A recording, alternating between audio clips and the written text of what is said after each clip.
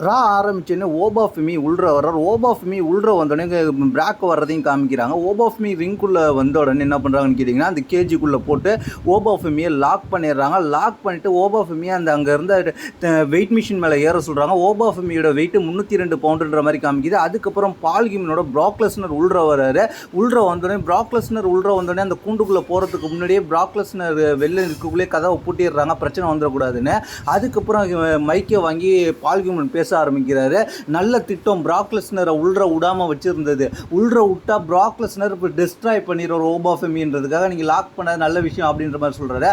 அதுக்கப்புறம் என்ன நடக்குதுன்னு கேட்டிங்கன்னா, பிராக்கை இது வரைக்கும் ஹெல் இன் அ செல்லில் யாருமே தோற்கடித்தது இல்லைன்றதை ஓபாஃபெமி தெரிஞ்சுக்கணும். கடந்த 4 வருஷத்தில் WWE நுழைந்து மிகப்பெரிய ஆதிக்கம் செலுத்துறதாக ஓபாஃபெமி இருக்கலாம்.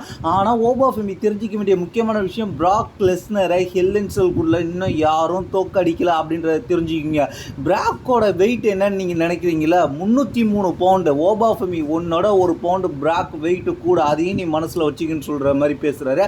அதுக்கப்புறம் லெஸ்னர் மைக்கை பிடிங்கி ஓபாஃபெமி சம்மர் ஸ்லாமில் பார்த்துக்கலாம் பிச் அப்படின்ற மாதிரி சொல்கிறாரு. அதுக்கப்புறம் ஓபாஃபெமி என்ன சொல்கிறாருன்னு கேட்டிங்கன்னா, எப்பொழுதும் போல் நீ தப்பிச்சு ஓடிடு, உனக்கு இதுதான் கிடைச்சிருக்கிற வாய்ப்பு. ஆனால் சனிக்கிழமை நடக்க போகிற சம்மர் ஸ்லாமில் ஹெல் இன் எ செல்லில் ஒன்னால் உள்ற தப்பிக்க முடியாது. அங்கே நீ கூண்டுக்குள்ளே அடைக்கப்பட்டுரும். அந்த கூண்டுக்குள்ளேருந்து ஒன்றால் வெளில போக முடியாது, அடித்து டெஸ்ட்ராய் பண்ணிடுன்ற மாதிரி ஓபாஃபெமி பேசுகிற. அதுக்கப்புறம் கடுப்பான ஓபாஃபெமியை பார்த்து ப்ராக் லெஸ்னர் தன்னோட அந்த விரலை காமிக்கிறாரு.